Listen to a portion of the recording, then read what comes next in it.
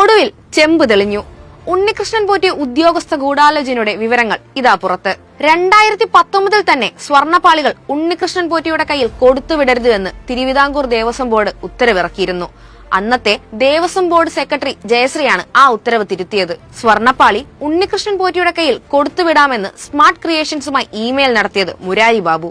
സ്വർണപ്പാളി ചെമ്പാണെന്ന് report നൽകിയത് മുരാരി ബാബു. അത് സാക്ഷ്യപ്പെടുത്തിയത് അന്നത്തെ തിരുവാഭരണ കമ്മീഷണർ ബൈജു. ഇവരെല്ലാം ചേർന്ന ഗൂഢാലോചനയുടെ ഭാഗമാണ് ശബരിമലയിൽ നടന്ന തട്ടിപ്പ്.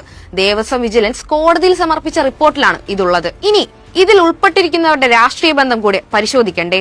ഇതിൽ തിരുവാഭരണ കമ്മീഷണർ ബൈജു ജീവനക്കാരുടെ സംഘടനയുടെ സംസ്ഥാന നേതാവും ഇപ്പോൾ ദേവസ്വം പെൻഷനേഴ്സ് കോൺഗ്രസ് സംഘടനയുടെ സംസ്ഥാന ട്രഷററുമാണ്. ഇപ്പൊ പൊടിപ്പും തൊങ്ങലും വെച്ചുള്ള വാർത്തകൾക്ക് പിന്നിൽ ഇവർക്ക് പുറമെ മറ്റൊരാൾ കൂടിയുണ്ട്.